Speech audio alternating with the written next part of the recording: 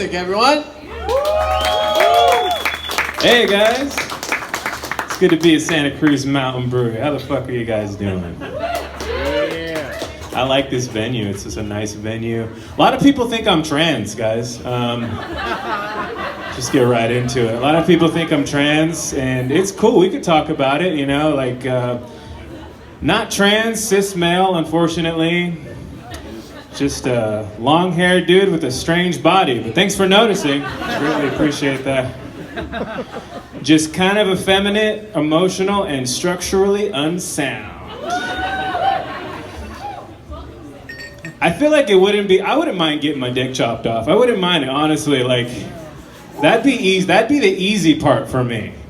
The hard part would be like going to the DMV, getting my name changed and shit, like tax forms. Fuck all that stuff. You guys are not with that whole vibe, so I'm just gonna move on to something else. That's what you do in comedy. You read the room, and then people give you this look like, shut the fuck up, you're offending me. Because I have my friend here is feeling uncomfortable now.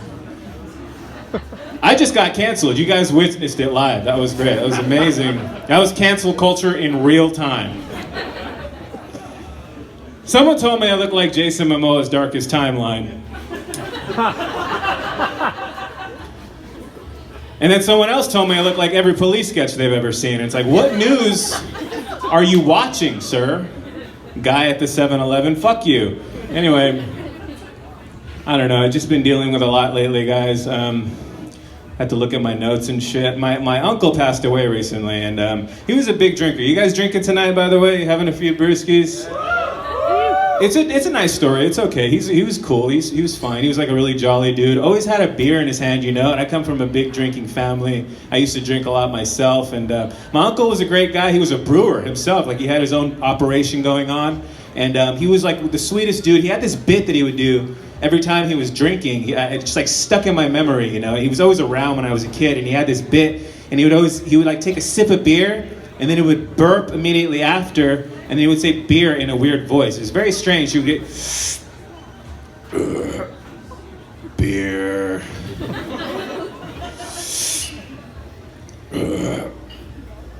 Beer.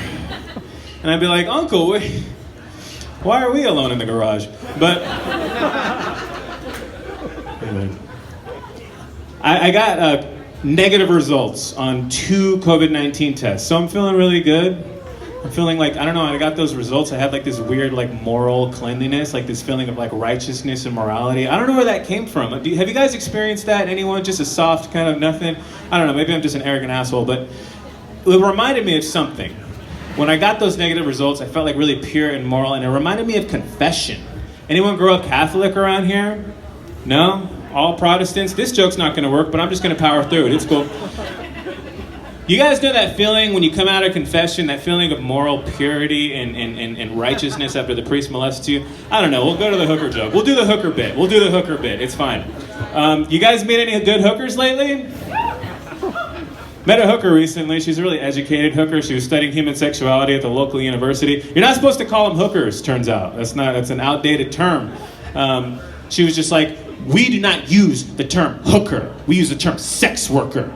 Because hooker is a derogatory term perpetuated by the male gaze. And fuck the male gaze. I was like, fuck the male gaze. I got a lot of friends who are male gaze. So fuck you, you fucking homophobic hooker. He's a real homophobic hooker, that hooker. Yeah, no, I feel like I've just been trying to get out there, you know, like trying to meet hookers, trying to get on Bumble. Those are like kind of adjacent to one another, right? That's a transition. I don't know how to do transitions, guys. We talked about that earlier. Yeah, Bumble. You guys trying out any of the dating apps? Anyone having any luck with Bumble out here? It's got like this whole like bumblebee motif to it. It's got like the beehive logo. It's got the honey-colored banners. I was trying to figure out what that was about, but then I started to use the app more, and the more I used it, it made sense. I don't know why I didn't get it before, but here's what it is. I don't know if you guys know about bumblebees in nature, but you know how they do this thing where they don't fuck you at all? Well, that's what it is. You just keep swiping and swiping and swiping and swiping. Anyway. Yeah, no, Bumble, hookers. What else can we talk about? You guys want to talk about the war? Is every Ukrainian person just like better than you? Yes. Is there not one asshole that they can interview like, fuck it, I don't give a shit about the war, fucking bomb the shit out of everything? Like, I feel like there's not equal representation. It's all these like Hemingwayan sort of just really like moral, like just eloquent too. They all speak extremely well. Is no one else having this experience? I just look on the news and I just think like, these guys are fucking actors. This isn't a conspiracy. I'm just kidding. I'm not gonna go that route. I'm not going that route. I'm just fucking around. I don't believe that, guys. I do believe that we are all gonna die, but it's cool. It's fine because we're all gonna die at the same time, so it's like nobody died. You know what I'm saying?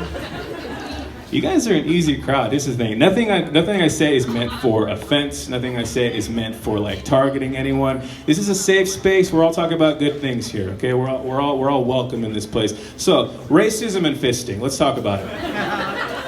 You know what I'm saying? We're not going to talk about racism and fisting. We're going to talk about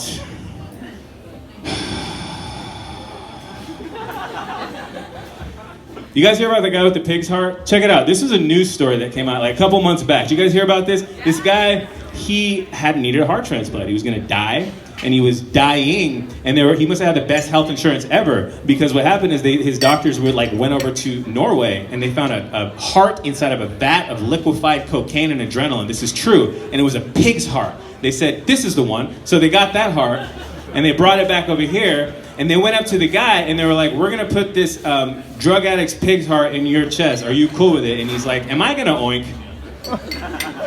And they said, no, you're not going to oink, but you are going to be really racist. You are going to want to harass homeless people, and you're going to want to drive around in a squad car. But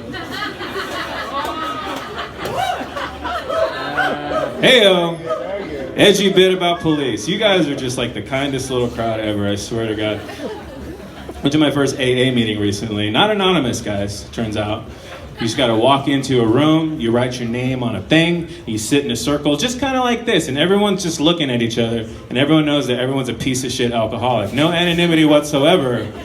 I didn't know the procedure. Like, I kind of knew the procedure because everyone knows the procedure, even if you haven't been to a meeting. You're supposed to introduce yourself and say, you know, my name is such and such, I'm an alcoholic, whatever. And when it got around to my turn, yeah, you're supposed to stand up, and I just freaked out. I didn't know what the fuck to do. I got up, I was like, oh shit, my name's Rich, I'm a heavy drinker, and then I sat back down. The guy who ran the meeting did not like that. He's sitting right across from me. He's like, listen, sir, we're all here to talk about being alcoholics. We're not here to talk about your weight problem. Wrong meeting. Trying to lose weight though, seriously. It sucks, man. I used to go to the gym in my early 20s and I felt like sexy, you know. It felt like you know, it just felt like it's just like, you know, run around and fucking whatever, just go to the club and just meet people and just do it again the next night. Now I go to the gym, it's just fucking hell. I got a hernia, guys. What the fuck? And I don't have health insurance. I just pushed that shit in, dude. Turns out, just buy a towel, put on some fucking metal and just I thought that'd be funnier. We'll move on to the next thing. It's cool. We'll move on to the next thing. You guys doing all right? You guys feeling safe? You guys feeling okay? Yes. Who the fuck is this person talking to me? Why did we give this fucking idiot a microphone? I don't know either, guys. This is just, I don't know. Move on to the next thing. I don't know what the next thing is. Give me something to riff on. Subject. Throw it out. Horses. What was it? Horses. Horses? Aren't real.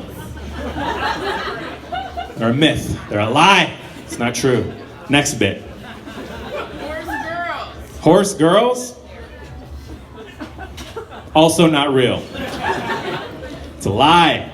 Did you guys see that movie with, what was it? Was it Allison Brie? She was a horse girl, and then she gets abducted by an alien at the end. I just spoiled it for you. She's real enough that. Oh, hi, how you doing? You doing all right? I know she wasn't waving at me. I deflected there. I don't know. I'm gonna tell you guys a little story about something that happened to me. I was doing this comedy show, and I ran out of bits, and my phone's over there, and it has all my bits in it. So, and it's all right. And then Brian's getting nervous. All right, we'll move on to the next thing here, guys. I've said that 5 times, and there's no thing to move on. Give me something to riff on. Go. Weed. Weed? Okay, I feel like I gotta slow down on the weed. I'm doing a little bit too much lately because I was listening to this ad recently, and you guys have probably heard this ad because I've heard it everywhere. And I was just driving, and then like I was listening to some podcast, and the ad came on, and it said, "Facebook is the #1 social platform for stopping bad actors online." And then I didn't listen to anything else. I just heard bad actors online. And I was like, wait, bad actors? They need work too, you know? Like, why are we stopping bad actors from getting jobs? And then it was basically just like a privacy thing. It was like a security thing. And at the whole time, I was just like feeling this indignance about like, why are we stopping bad actors? And there was just like this labor sort of thing started happening in my mind. Next riff, go. That wasn't funny. Let's move on to something else. Give me something. Give me something. Weed, horses, horse girls. We're doing great. We're doing great. I can talk for miles, guys. Comedians. All like to be fingered in their assholes, except for me. And that guy. Next thing, go. Las Vegas. Las Vegas. It turns out you can steal a car in Las Vegas and still get arrested in your hometown. What happens there doesn't stay there. It's the truth. Also, if you get AIDS in Vegas, it doesn't stay in Vegas. It follows you back home and you spread it around town. So, that wasn't me, that was a friend. Next thing, go. UCSC. I feel like UCSC is just a campus full of people who say nuanced unironically. It's just like, I think that sums it up for me. UCSC is a campus full of people that pronounce the T in Costco. Next thing, go. Arson. Arson? Tonight, me and you. We'll meet after the... All right, you guys are chill. My name's Rich Isaac. You guys have a good night.